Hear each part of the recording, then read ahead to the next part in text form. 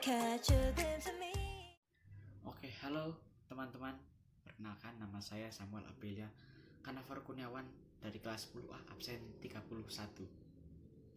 Oke, jadi pada video kali ini saya akan menjelaskan atau mengkampanyekan cara untuk melestarikan benda-benda peninggalan sejarah atau cagar budaya.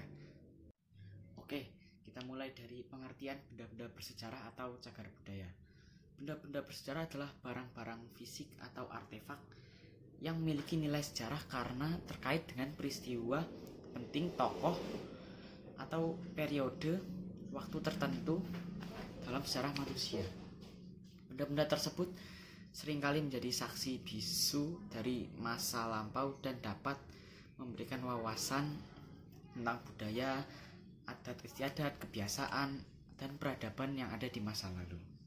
Contohnya termasuk artefak arkeologis, dokumen bersejarah, senjata kuno, dan bangunan bersejarah atau seperti candi-candi seperti itu. Jadi penetapan sebagai cagar budaya dilakukan untuk melindungi dan mempertahankan warisan budaya bagi generasi mendatang di banyak negara. Cagar budaya dilindungi oleh undang-undang dan regulasi untuk mencegah kerusakan atau penghancuran peninggalan-peninggalan budaya sejarah. Di Indonesia sendiri banyak sekali contoh-contoh benda peninggalan sejarah atau cagar budaya yang masih awet hingga saat ini. Contoh-contoh bangunan peninggalan sejarah atau cagar budaya itu seperti Istana Kepresidenan yang ada di Yogyakarta atau biasa disebut Gedung Agung, lalu ada candi yang ada di Dieng, Candi Borobudur, Candi Prambanan, dan masih banyak. Oke, kali ini saya akan menjelaskan salah satu cagar budaya yang ada di Indonesia, yaitu Candi Prambanan. Candi Prambanan adalah bangunan candi yang bercorak Hindu terbesar di Indonesia yang dibangun pada abad ke-9 Masehi. Candi yang juga disebut sebagai Rara Jonggrang ini dipersembahkan untuk Trimurti yang dalam kepercayaan Hindu sebagai 3 dewa utama Hindu. Berdasarkan prasasti yang ada di Candi Prambanan, yaitu prasasti Siwagra atau nama asli kompleks candi ini adalah Siwagra atau dalam bahasa Sanskerta yang berarti rumah Siwa. Dan memang di Garbagriha ini atau ruang utama di dalam candi ini bersemayam aroma seperti aroma Siwa Mahadewa setinggi 3 meter, dikarenakan aliran Siwa yang mengutamakan pemujaan Dewa Siwa di candi ini. Kompleks Percandian Prambanan secara keseluruhan terletak di daerah istimewa Yogyakarta, tetapi pintu administrasinya terletak di Jawa Tengah. Hal ini membuat Candi Prambanan terletak di 2 tempat, yakni di Desa Bokoharjo, Prambanan, Kabupaten Sleman, daerah istimewa Yogyakarta, dan di Tlogo atau Prambanan, Kabupaten Klaten, Jawa Tengah, atau kurang lebih jaraknya sekitar 17 km dari timur laut kota Yogyakarta, 50 km barat daya dari kota Surakarta, dan 120 km dari kota Semarang.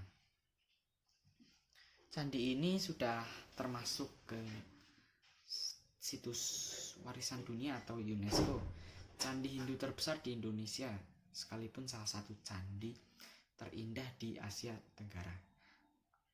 Arsitektur bangunan ini berbentuk tinggi dan ramping sesuai dengan arsitektur Hindu yang pada umumnya, dengan Candi Siwa sebagai candi utama memiliki ketinggian mencapai 47 meter, menjulang tinggi di tengah kompleks gugusan candi yang lebih kecil.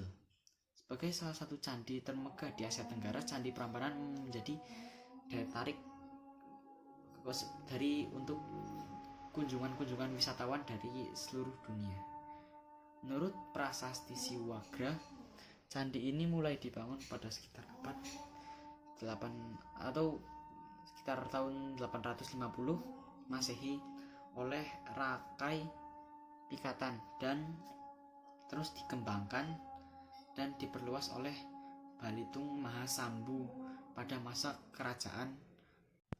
Oke, sebagai generasi penerus bangsa, jadi kita harus ikut berpartisipasi dalam melestarikan benda-benda bersejarah tersebut atau cagar budaya. Cara untuk melestarikan benda-benda bersejarah atau cagar budaya yaitu diantaranya yang pertama ada konservasi fisik, di mana konservasi fisik ini melibatkan perawatan langsung terhadap benda-benda tersebut seperti pembersihan, perbaikan, dan restorasi jika diperlukan.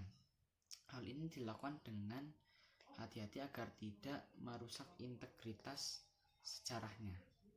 Lalu cara yang kedua ada penelitian dan pendidikan. Penelitian dan pendidikan ini menggunakan benda-benda bersejarah sebagai sumber penelitian untuk memperdalam pemahaman tentang kejadian di masa lampau. Edukasi publik juga penting untuk meningkatkan kesadaran tentang pentingnya melestarikan warisan budaya. Cara yang ketiga yaitu perlindungan hukum. Penetapan perlindungan hukum dilakukan seperti perlindungan sebagai cagar budaya yang mengatur penggunaan, perawatan, dan perlindungan dari ancaman eksternal. Cara yang keempat ada penggunaan teknologi. Ya, sesuai perkembangan zaman, pemanfaatan teknologi modern seperti fotografi, pemindaian 3D, dan pemetaan digital digunakan untuk dokumentasi yang akurat dan pemantauan kondisi benda-benda bersejarah. Cara yang kelima ada pengembangan kebijakan, membuat kebijakan yang mengatur pengelolaan, perawatan, dan akses terhadap benda-benda bersejarah untuk memastikan bahwa mereka tetap aman dan terjaga untuk dipercayakan kembali kepada generasi yang mendatang. Dan langkah yang terakhir atau yang keenam yaitu ada kolaborasi dan partisipasi masyarakat dengan melibatkan masyarakat lokal dan juga tentu saja melibatkan pemerintah dalam pelestarian peninggalan budaya atau benda-benda bersejarah atau cagar budaya tersebut. Tentu saja agar peninggalan budaya atau benda-benda bersejarah tidak punah. Oke, dan yang terakhir ada manfaat. Dengan melestarikan benda-benda peninggalan sejarah atau cagar budaya, tentu saja memiliki beberapa manfaat, antara lain yaitu untuk memelihara identitas budaya. Dengan melestarikan benda-benda peninggalan sejarah atau cagar budaya, tentu saja itu dapat mempertahankan akar budaya, tradisi yang penting bagi masyarakat sebagai identitas lokal. Lalu yang kedua ada pendidikan dan penelitian. Benda-benda bersejarah dapat memberikan sumber belajar yang tak ternilai bagi penelitian sejarah, arkeologi, seni, dan berbagai bidang lainnya.